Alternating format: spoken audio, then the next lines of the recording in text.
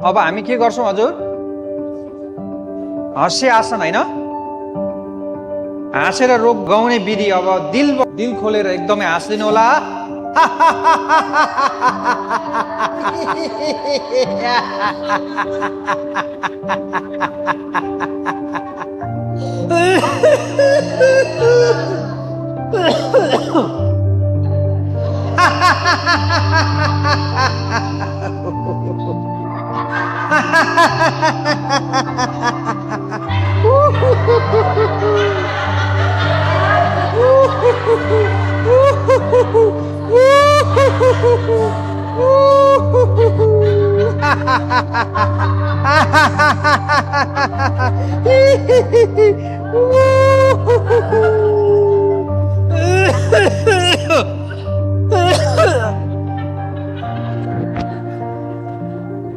भर्खरै आउनु भएको छ जसलाई हाँस्न आउँदैन, केही गर्नु परेन, हा हा हा हा हा हा हा हा हा गर्नुस्।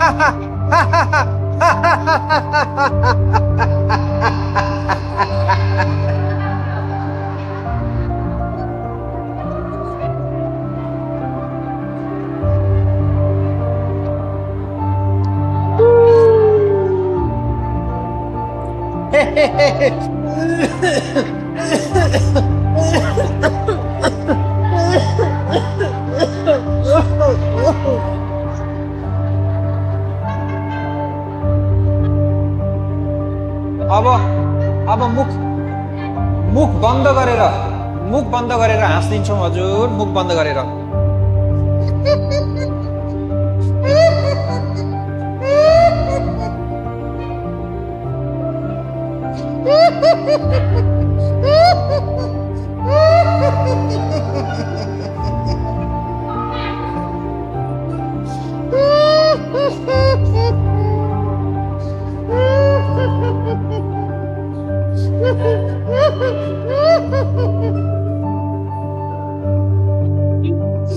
छेउछेउमा हेर्नुहोस् त हजुर कसरी हाँसिरहनु भएको छ।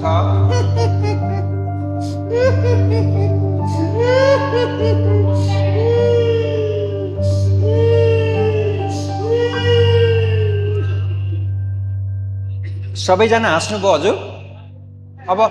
अब तीनटा फाइदा हाँसोको भन्नुहोस् त एकचोटि। किन जरुरी छ हाँस्नलाई?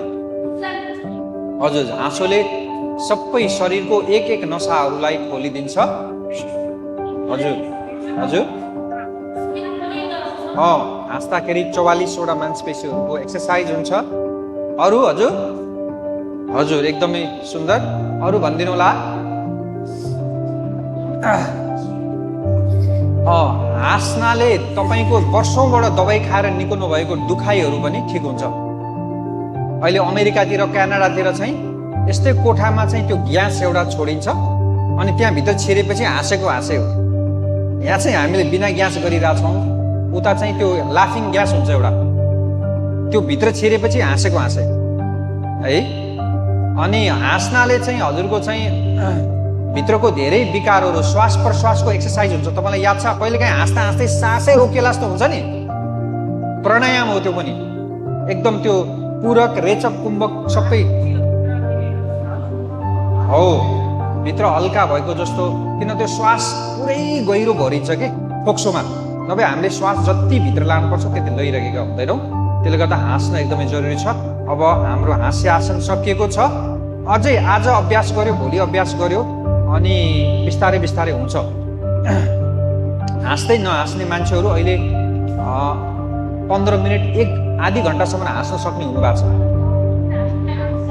हजुर। मिल्यो, मौका मिल्यो कि दिइहाल्ने, हाँसिहाल्ने।